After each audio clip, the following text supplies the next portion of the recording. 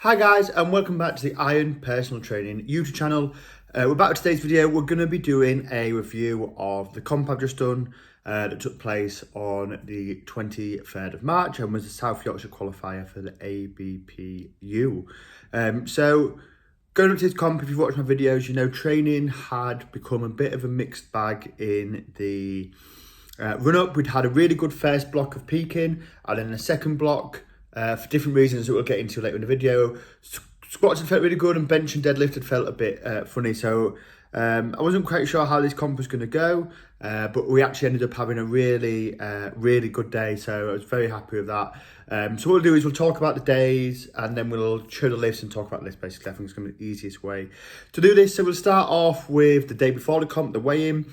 So during this prep and during most of this, I've weighed about 113 kilos, 113 put it to 114 kilos, and I compete in the 110s classes. So this is the first time I've had to do like a proper cut for a competition, which wasn't actually too bad. I just took salt out of my diet, and on the day before the weigh-in, I just didn't drink. I had my last meal at 4 o'clock and didn't drink anything after 6 o'clock, which seemed to be really effective. And when I weighed in, I was actually 107.6. I was actually hoping to be a little bit heavier when I weighed in.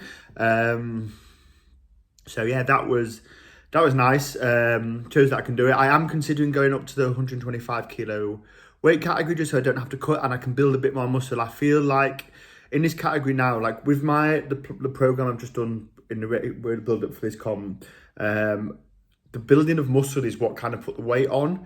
And I feel like that if I want to get any further and I need to build that muscle, I can't do it in the 110s. I've kind of like reached my maximum position in the 110s without trying to like massively lean out, which I don't think is going to happen. I don't think is worth doing, to be honest with you. So yeah, that's something definitely to consider about. And one thing I would also like to say about this prep is it's been so nice having a really long off season. So my last competition before this was July, and then we competed in March. So we had like well over 7 months of prep time, which is nice. It meant I could go back, do some more high volume stuff, focus more on form early on, and wasn't just trying to like peak everything up again really quickly like I have had to in previous like competition cycles. So that was really nice. I don't know if I'll get that again at any point this year.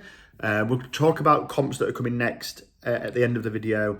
But yeah, so weighed in like that, then had a day, obviously just eating, trying to put on as much weight as possible, get as many carbs in as possible. One thing I did change, down to the recommendation of my nutritionist, was to not have, usually what I'd have before comp is like a full English breakfast or something like that, and was advised not to have that because the fats can slow you down a little bit. So instead had did some scrambled eggs and chucked some rice in there, which is actually really nice, and I think definitely helped me keep that energy throughout the day because I find it so hard to eat on comp day.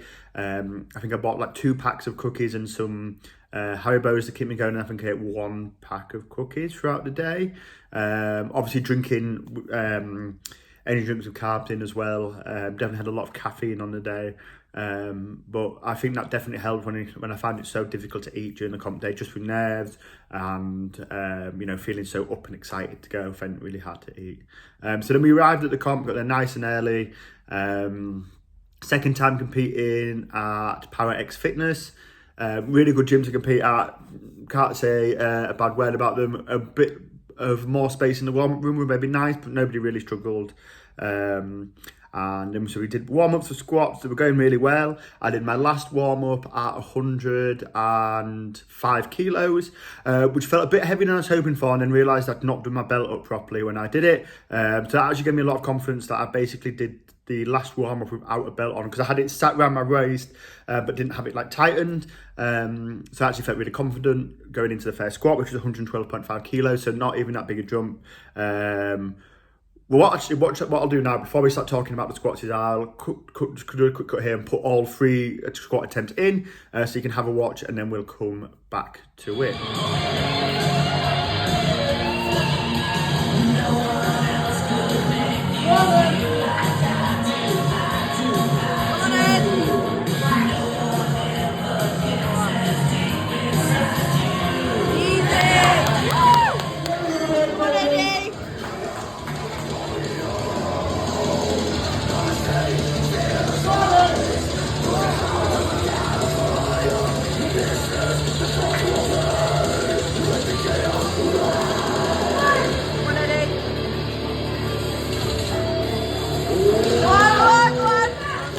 let's really get from here. What do the rest say?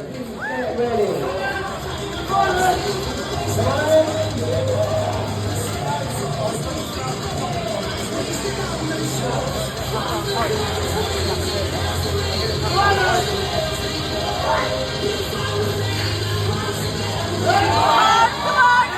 yes!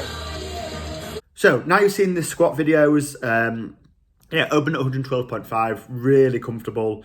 Yeah, that's all I've really got to say about it. It was just super comfortable. Yeah, that's it. There's not really much more to say to it. It was just nice and easy, which I was very happy about. Put me in a really good position for the squats. We then went on to 222.5, which again felt really nice. I was really happy with that. And then which is a 2.5 kilo comp PB. 220 is my previous squat comp max. And then we jumped to 230, which would be a 2.5 kilo lifetime PB and a 10 kilo competition PB. So we did that, and as soon as I unwrapped it, I feel like I smiled to myself, but watching the videos back, you can't really say it, because I picked it up and it felt no heavier than a 222.5. It just felt nice. Everything felt set. Went down with it and stood up, and it didn't feel easy, but it didn't feel like if you just watch the video, like it wasn't a grinder or anything like that. It was slow, but a lot of my heavier stuff is just slow anyway. I seem to be quite like a slow lifter, so yeah, I was just super happy with that. Really happy. That's the best I've done in squats for ages. A big thank has to go out to Ed Holt for wrapping my knees for me on the day, even though he was competing in bench only afterwards as well. Just having someone there to do that for you just kept me nice and calm. I didn't get stressed out, which is something that I've definitely been guilty of before, wrapping my knees and doing squats. Especially in my last competition where I got a bit of time and I was rushing to do my first squat. Instead of thinking, oh, I've got loads of time, I squatted too early and missed the command. So this was in Brits in July 2023. And it literally just ruined the rest of my day because my head was gone. So having Ed there just to keep me calm, doing my wraps, just telling me to take my time, take a breath, was so helpful, and I'm really grateful for him doing that as well. I really didn't have to, so for him to offer to come and do that was fantastic of him and very kind. One of the advantages of training at such a good gym is SSPC. So, you know, if you're in Sheffield, come and check SSPC out. It is the only place in Sheffield to be if you are a serious powerlifter. So that's it for squats. Super happy, great way to start the day. Before I do my first squat, I always feel super nervous. Like I was trying to like drink some water before I did the first one, and I literally felt like I was going to be sick sipping on this water from the nerves. If anybody has seen the new June films, in my head I was saying the fear is the man killer thing before I did my first squat, which did actually seem to help a little bit. But once I did that first one and once squats went well, I was so calm for the rest of the day, and it just felt really good. I knew whatever happened, I was walking away with like a lifetime PB squat, and for me, that I was really happy with that. It's the first time I've actually had like a new lifetime PB in quite a while, so yeah, super happy with that, and I definitely feel like there's more there. If training goes well and if prep and stuff goes well, when my next comp comes in October, which again I'm going to talk about later, I do think 240, 235 are definitely going to be something to be aiming for in those competitions. So yeah, moving on to bench. Now bench is the lift, for the first time ever when I've been competing, was the lift that I was most worried about. Usually I come in and I feel most confident about bench. It's the one I'm best at, it's the one I'm most competitive at. And this is why you've not seen like people, anybody who's like followed like my prep videos quite religiously, will have seen why in the second block of prep there was no bench videos, because the training was dreadful. At SSPC we did a 1,000,000 kilo bench press challenge for St. Luke's Cancer Charity, which is a fantastic charity, and it was a great event. Really glad I did it, but I did 2,080 reps at 60 kilos over a 13-hour period, and my God, it took me literally, I think the last week of training, so the week before comp week was the only week where I'd actually recovered. So it took that long. It took basically 5 weeks for me to recover, and I was doing like the 172.5, which before the block I'd literally done for like a speed rep and just failing it constantly failing it. Did give up, did stop doing it, and obviously gave myself just some rest and tried to build back up a little bit, which I do think helped. And yeah, so what we'll do now is we'll show the videos. So like I say, we were nervous coming into this. Wasn't really sure what my jumps were going to be, and we'll talk about it.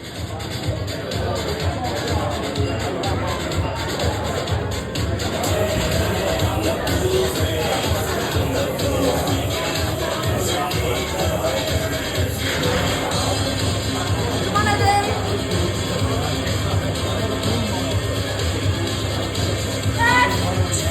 Easy.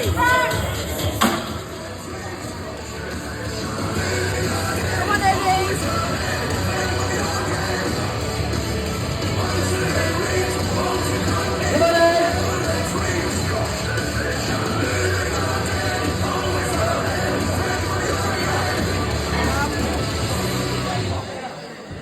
Come on, go, Come go, on. go, Yes. Good work, get ready, Come on, right, Eddie. and then that's it.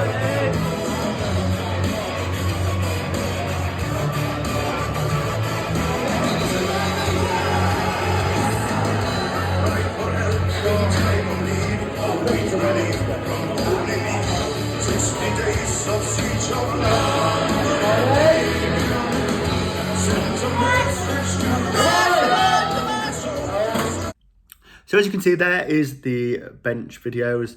Opened at 162.5, which I was very happy with. Literally felt easy. That probably felt the easiest it ever has.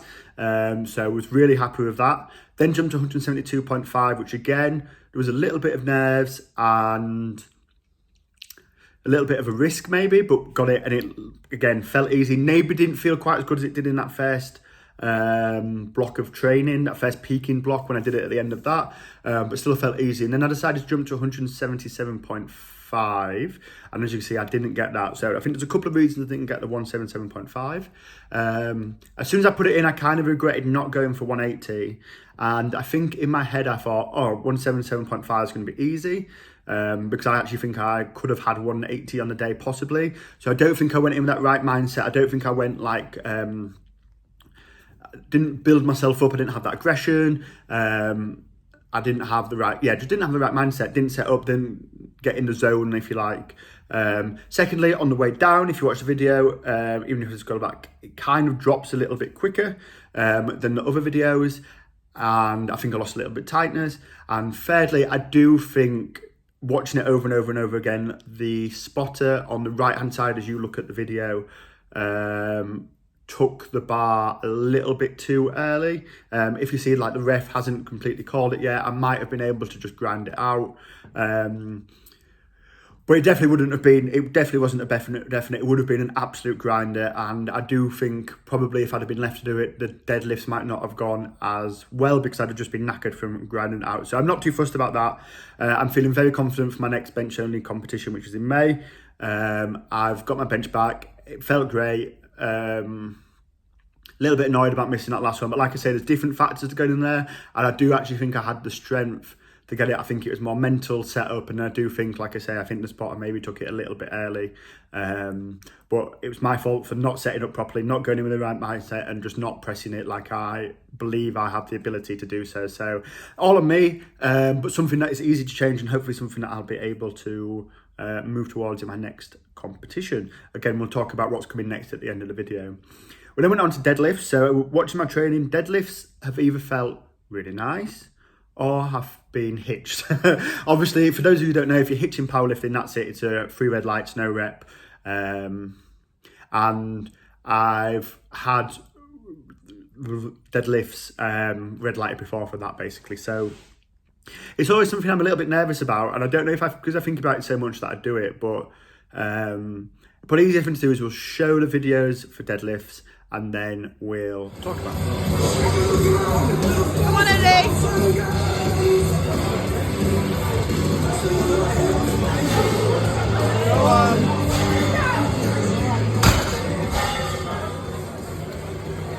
Come on, Eddie.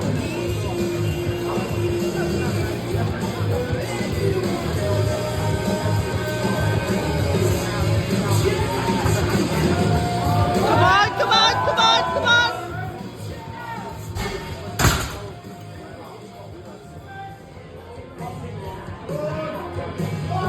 Come on, Eddie.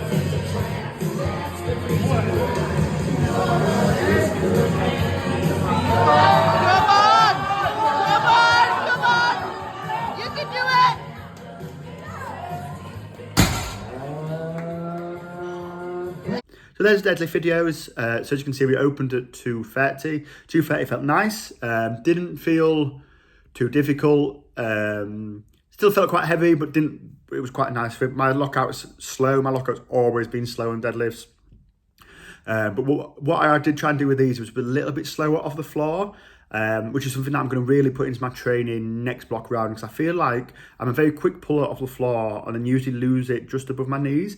And I think what's happening with the Texas bars, they're designed to flex as you pull it. They've got quite a lot of flex in it. And because I'm pulling so quickly, the flex is kind of catching me out and I'm getting in like a poor position. So I tried coming a little bit slower off the floor, and I definitely think that helped with these deadlifts. We then jumped to 240, which again felt heavy, but moved fairly nicely. At this point, to qualify for Brits, I would have needed to pull 157.5, which has been a 7.5 lifetime PB deadlift, and I didn't think I had a chance really at doing that. If I'm honest, it would have been a huge jump as well. And I just decided to finish the day off well with a good total PB and get a comp PB deadlift. So I put 240 on the bar and pulled it, and I definitely don't think I had much more in it. Maybe a 247.5. I don't think 250 would have been there on the day. But yeah, very happy with that. Obviously comp PB, I've pulled that before in comps and had it red lighted. I pulled it at Europe's and my hand opened up slightly at the top and it just dropped into my fingertips. And I've had it red lighted for hitching before at Brits a couple of years ago. So yeah, really nice to finally get it. I feel like I've got some confidence in my deadlift. I feel like I know what I need to work on. So that was good. Yeah, so then that was it basically for the day. So we finished on a 647.5 kilo total, 17.5 kilos off the Brits, which they've put up by 40 kilos. So just missed it by, like I say, 17.5 kilos. But I'm not actually that bothered. It's really weird. So I got a 25 kilo total PB as well, I should say. It's really weird. This is the apart from maybe my first full power comp, this is the best full power comp I've ever done, and I'm one I'm most happy with it. And it's the only one that's not led me to qualify for the British Championships, which is ridiculous to say. But I think the standards in the British Powerlifting Union are just getting better and better and better year on year on year on year. And having that total higher really gives you something to strive for as well. It gives, I think, because I could hit that total, so it was 620 before, it's now 660. I could hit that 620 total and have a bad day, really. I didn't push myself as much as I should. And now that I'm chasing that bigger total, it's giving me that drive to do it. So yeah, I'm actually quite excited about that, and it feels nice that next time I qualify for Brits, I'll feel like I've deserved it. Whereas last time when I qualified for my last Brits, I had a shocking day. I think I got 5 out of 9 lifts, which is pretty rubbish, really. Went 8 for 9 this time. Only the second time I've ever gone 8 for 9. First time I've got for all 3 deadlifts as well. So very happy with that. Yeah, very happy with that. So yeah, it's weird. It's weird. But yeah, like I say, next time I'm qualified for Brits, I'll know I've definitely deserved it, which is going to be a nice feeling to be back there. Like I say, it's given me that motivation to strive and really push myself, push my training. And I know that I can do it eventually. So what's up next? So we've got British Bench in May, 18th of May, at the Fit Expo, which I'm really looking forward to. 180 is going to be my target there. Unless training goes shockingly bad.